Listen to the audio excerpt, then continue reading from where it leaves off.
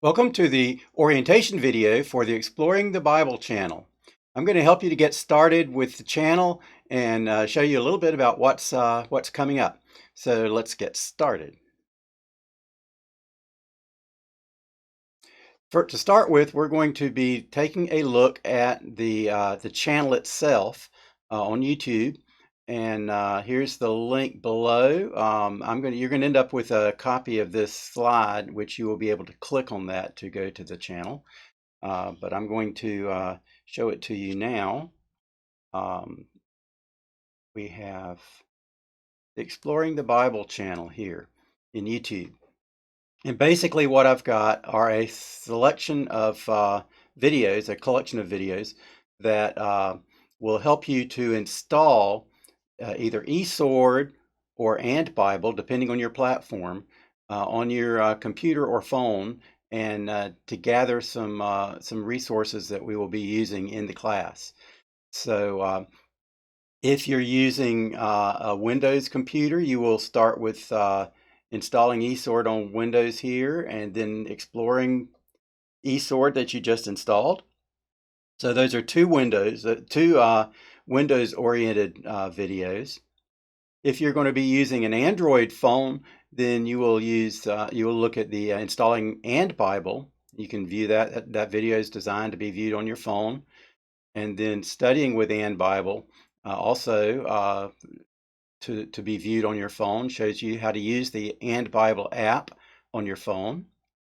Okay. The third option is to do it on a Mac computer, a Mac OS. And I have here a video for installing it on the Mac and a video for using it on the Mac. So you can take a look at those. And then for the iPhone, which is another option, I have some instructions coming up on how to address that. But let's return back to our slides for today. And what we're going to do, the first thing I want you to do is to download three PDFs, which are in a zip file. And basically, when you download those PDFs and unzip them, you will have the slides you're actually looking at on the video right now. And so you'll have all the links that are in those slides. So you don't have to write them down in the video. If you'll download these, you will have them. But basically, there are three PDFs. The first one is what we're going through right now, and that'll be the majority of this video. Then we will go through, we'll just touch on the other two. The other two are for after this video, some things for you to explore in your eSword or your and Bible app, and to try some exercises and see what kinds of things we can do, just to whet your appetite for things that are coming. So you'll have those three those three PDF files in that zip. Okay.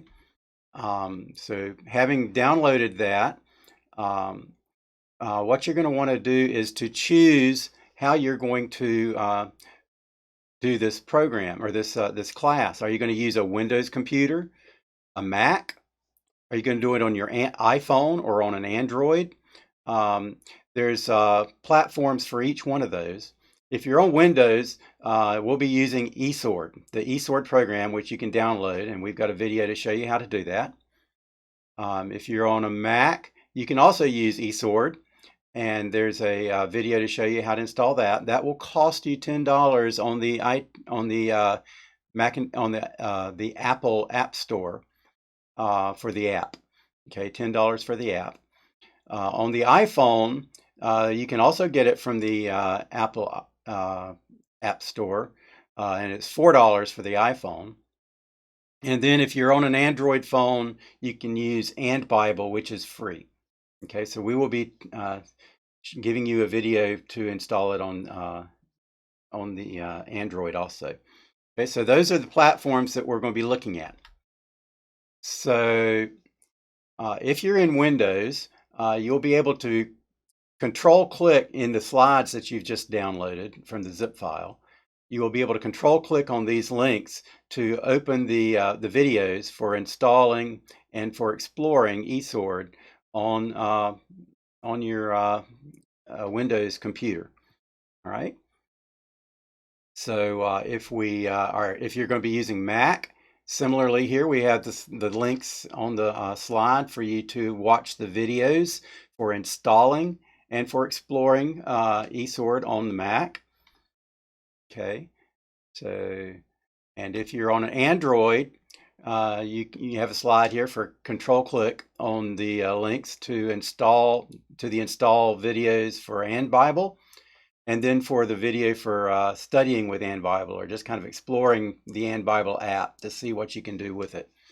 So that's just to get you started with the various applications. Okay, so iPhone is a little special case, uh, in part because I do not own an iPhone, and I have not found a way to emulate an iPhone on my Windows computer. So I don't have a way to make a video for how to use iPhone um, uh, eSword on an iPhone. But what I can tell you is you can install it from the App Store on your iPhone in the normal way that you would install any app on your iPhone. You'll need to pay $4 for the app. And then for installing resources, it should be very similar to what you do in the Mac. And so what I've got is a link here. If you control click on this link, it'll take you right to the part of the Mac OS installation video where you are getting the resources for eSword. And I'm hoping that you will be able to watch that Mac OS and do corresponding steps in your iPhone. And we'll continue to communicate with that. If there's some gaps or things need to be explained, we will figure that out and make that available to you. Okay, so what do we do next? Basically, after you have you've installed your app on whatever app platform you're using, uh, just play around in it. Kick the tires. Click on the menus and see what's there, and try out the Bibles and the commentaries that you've installed. Take a look then at the 3 PDF files that you downloaded at the beginning of this video, and then having done that, you can experiment with your app, looking at those exercises that are in those PDF files. You can watch some of the other Exploring the Bible videos. There's going to be more coming, and join the next Exploring the Bible live session. We're currently doing those in Zoom, so you'll need to communicate with me to get a link if you're not already on my mailing list, and you'll be able to attend the Zoom classes, and we will be doing some of these exercises that are in these PDFs in our upcoming classes. And of course, click on the subscribe button on the channel.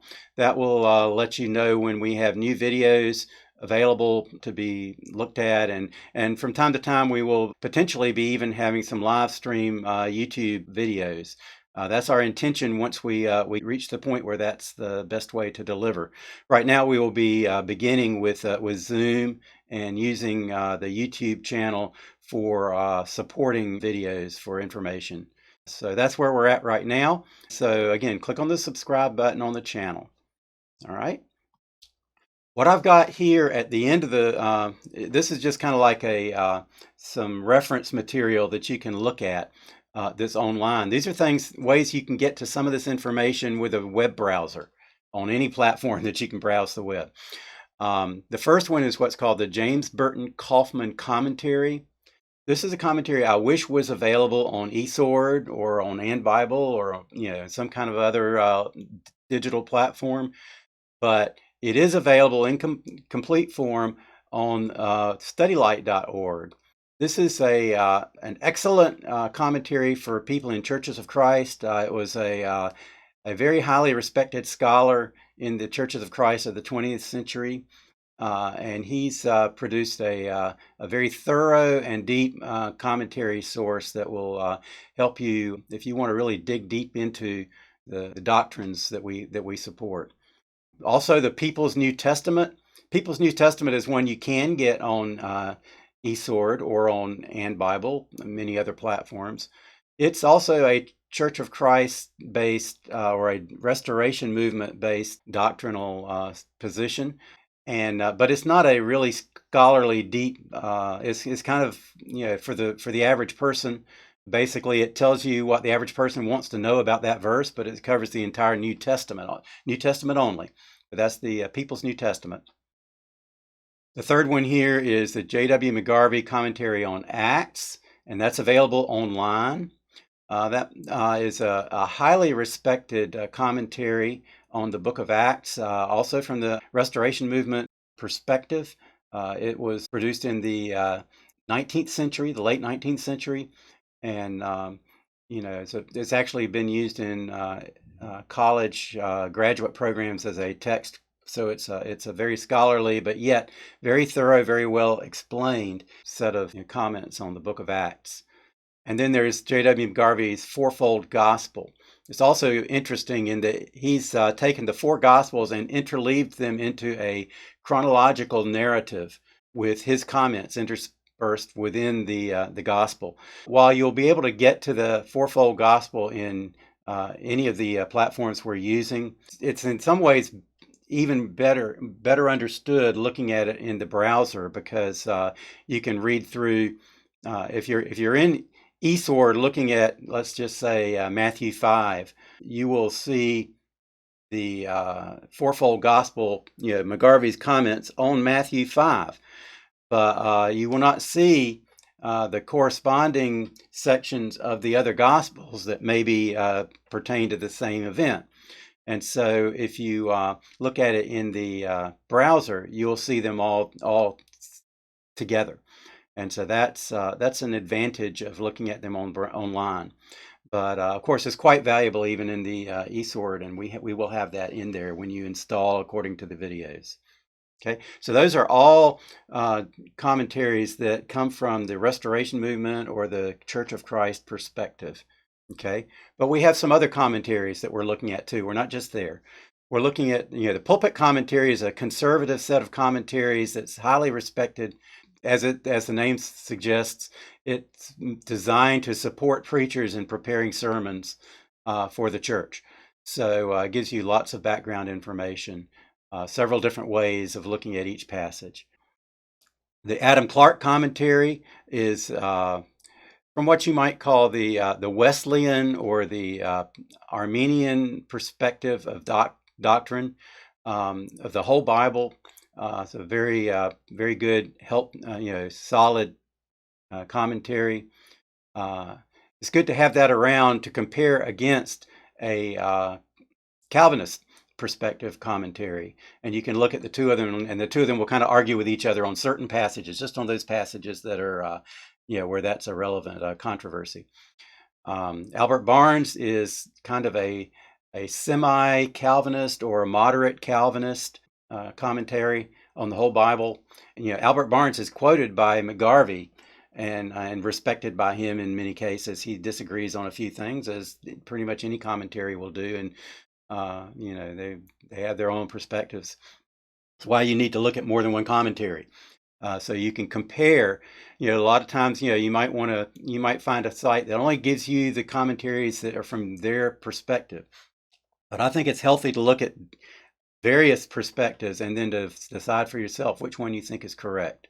Okay, but I think it's also important to stick to some that are fairly orthodox and fairly solid, and you don't want to get off into the wild weeds. But these are good commentaries that you can trust when you compare them against each other. Okay, Greek word study. You can do Greek word studies at blueletterbible.org. There is an app for the Blue Letter Bible site that you can get on your phone. I don't really recommend that because they limit you to a certain set of commentaries. You can't go get the commentaries from other perspectives and compare them. You can do that in eSword, which is why I like that. You can do that in AndBible. And so, but Blue Letter Bible has good material, and they have the capability of doing Greek word studies on your browser. So, just be aware that a lot of websites have a doctrinal perspective that they're promoting, and you may or may not be able to compare that against other perspectives at the website. So that's one of the reasons for using something that's a little more broad than the Blue Letter Bible. Even though that's good material, nothing wrong with their material. Um, e- the Ekatina Ante-Nicene Fathers, reference to New Testament scriptures. Basically, this is a way of accessing through the browser the references to what the early church fathers prior to the Nicene Council said about the Bible, where they quoted the Bible. It's very interesting to see what a second century or a third century church writer said was in his Bible and how he used his Bible. And that's worth spending some time looking at. A lot of interesting things there that we'll be taking a look at. So that's the end of the first set of slides that you've downloaded. We're going to take just a quick look at what's in the others. We're not going to go into in depth, but just to give you an idea of what's in them. Okay, so here is the one on comparing translations. We have a set of exercises here you can do for comparing translations using the tools that you've installed. You'll find that there's sort of two different families of translations. One of them is based on what's called the received text, things like the King James and the New King James and the whole King James family of translations. And then there's the Alexandrian-based text. That'd be like the English Standard Version and the NIV, the NET. And you'll find differences in those translations that come about because they use different Greek texts. And we'll take a look at a few of the differences. And that's one of the things you can do in eSword is compare these different translations and figure out why they're different and decide what you want to do about that. So for example, go to the Acts 8:37. It's an exercise you can do. What you'll find is that verse, it goes from, in the Alexandrian translations, it'll actually go from Acts 8:36 to Acts 8:38, skipping Acts 8:37. Sometimes they will have Acts 8:37, kind of grayed out or in brackets or with a comment. And sometimes it just won't even be there. And that might kind of throw you for a loop, but it is found in the King James family, also in the World English Bible if you have that. Okay. But if we go to the commentaries, they will have something to say about that. Barnes, in particular, points out that it's not there in the oldest Greek manuscripts we have, but it's an important truth that's Ellsworth abundantly taught, as he says. So you can read his comments. I suggest also reading the Clark and McGarvey comments on that verse. Okay. People's New Testament has a comment on that verse, and he points out that this verse, Acts 8:37, is referenced by a second century church leader in his writings, and another one in the fourth. So it was ancient. Actually, it's provably existed prior to our oldest manuscripts. So the fact that you don't see it in our oldest manuscripts doesn't mean it didn't exist at that point in time. It actually existed prior to that, and was accepted as part of the Bible by major leading church writers. Okay, so anyway, but that's an interesting point. That's something that you can take a look at for yourself. Here you can go through the A&F commentary, which you've got downloaded, and take a look at that for yourself and see that it was quoted by Irenaeus. Okay.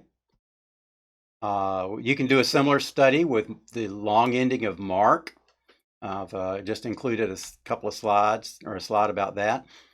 Another example about the John 8, where the narrative of the woman caught in the act of adultery. That is quoted in around 325 AD, which is as old as any manuscript, or older than the manuscripts that lack it. So it was treated as part of the Gospels at that point in time. But you can do your own study on that and read the commentators about that. Another kind of study you can do has to do with looking at Greek words. So if you go to the King James Version with Strong's numbers at John 1:13, you'll see the word flesh, and you'll find out it has a Greek number of G4561. You can do a search in that Bible for G4561, and you'll get a list of all the places in the Bible where that Greek word occurs. You can save that and then go compare it in your other translations, or even go to your parallel and look at it there. So I suggest you take a look at that and see how the different translations have treated that word in different passages. And I'll give you some passages to take a look at in the subsequent slides. In Romans 1:3, they use that word for Jesus, and the NIV in 1984 said that was his human nature. But instead of calling it his sinful nature, but because he didn't have a sinful nature, and yet the word really is flesh, sarx, Greek sarx. So you can do a study of that, and I'm just going to flip through the rest of these. I'm not going to go through all of them, but there's a lot of things you can look at in Acts 1 verses 10 to 11. Some of our translations translate the same Greek word as sky in verse 10 and 11, and then later on in verse 11 they translate the same Greek word as heaven. So you scratch your head and say, same word, same verse, why do you use two different words in your translation? They're trying to make it clearer to you, but when Luke wrote the book of Acts, Holy Spirit inspired him to write it. He didn't use different words. He used the same word. So maybe I'd like to see the way that it was originally written. So it's good to know that, and that's I'm providing this just to give you some motivation to use the more literal translations, at least to check yourself when you're reading the more easy to read translations. Okay, some more examples of that same thing, and I'm just going to flip through the rest of this: tradition versus teaching. Some mistranslated things in some of our modern translations. The NIV 84 had a couple of famous ones, which I've pointed out. So the conclusions we draw from this are that translations have different purposes. They have different biases, and that's why you shouldn't rely on a single translation. And make sure that at least one of your translations you use is one of the strongly literal translations. And which ones are the more literal ones? You need to have probably a New American Standard is a great one. The English Standard Version is a great one. You could use, there's some other ones, King James is not a bad one. American Standard Version or World English Bible are all, very carefully word for word. So I would recommend taking a look at those. So here's some homework you could do, doing some word studies, and then comparing translations in Acts 2:38 be an interesting exercise. So I'm going to take a few minutes to look at our other zip file that you downloaded. And in this one, we do a similar set of exercises looking at topic notes, looking at study notes, and comparing commentaries. Okay. So, and I'm not going to page through and read all of this, but I just to let you know that this is some more exercises. We will be covering this in a future class where we'll be reviewing what we did in the previous slides, and then we'll be going through some of these slides. So you have these slides. I will leave that to your exercise, and hopefully that is helpful to you. And we will continue at this point. So I invite you to just to make sure that you come back to the channel for when we get new videos. Subscribe so you'll be notified of new videos, and come to our next live event. If I don't have your email, let me know so I can send you Zoom links for when we're doing Zoom classes, and we will continue and have fun with this together.